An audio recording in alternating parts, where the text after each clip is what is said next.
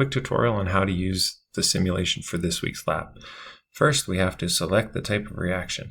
And if we go down to titration number 1, we are going to try and determine the concentration of sodium hydroxide, and we are going to use hydrochloric acid.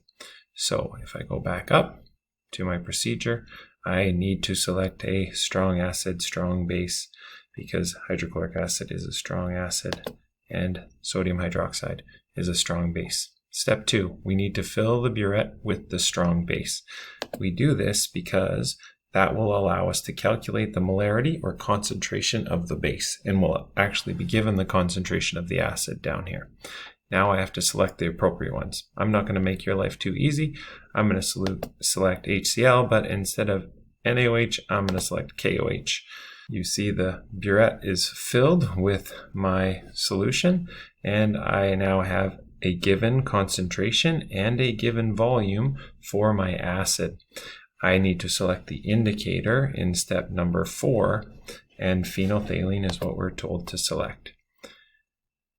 Step 5, we're going to use the slider bar to determine the approximate endpoint of the titration, which is when the solution turns pink. So I'm going to slide the bar up 5 milliliters or so. I'm going to slide the bar up 10 milliliters and see what happens. Still nothing. Slide the bar up 15 milliliters. See what happens. There was a little bit of pink. Slide the bar up to 20 and it is fully pink. So now I know my trial for my next run should be somewhere between 15 and 20.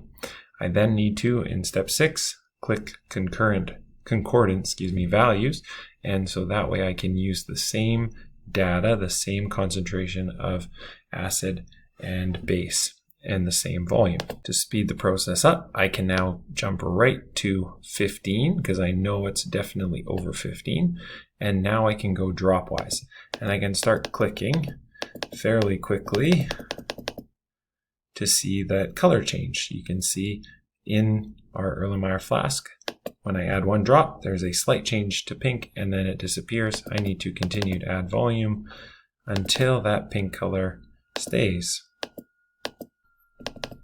And now I have a light pink, not dark pink color, and my volume is 18.22.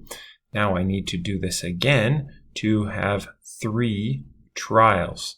If I go down here, I need to have my overshoot, which was that one where I went 20.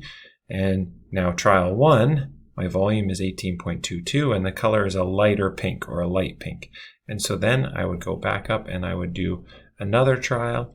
I would hit the concordant values. Now I can go right up to 18 milliliters and then I can go dropwise from there. And now I can go slowly, 1 drop at a time. And now I have 18.18. And so then I would list that for my next volume and the endpoint color light pink. And I would do my 3rd trial. When you are finished, you are then going to have to use stoichiometry to calculate the concentration of the base. You're going to enter the concentration of the base here, and you're going to hit OK. And if you've done it correctly, you'll get a green check mark. I need you to screenshot that green check mark and attach it to the titration experiment document that you have been provided. Once you have done the strong acid, strong base, you're going to reset and you're going to click weak acid, weak base, and then instead of filling the burette with the base, this time we want to actually determine the concentration of the acid, so we're going to fill the burette with the acid, and then we're going to select the appropriate acid and the appropriate base, whichever it says in your experiment.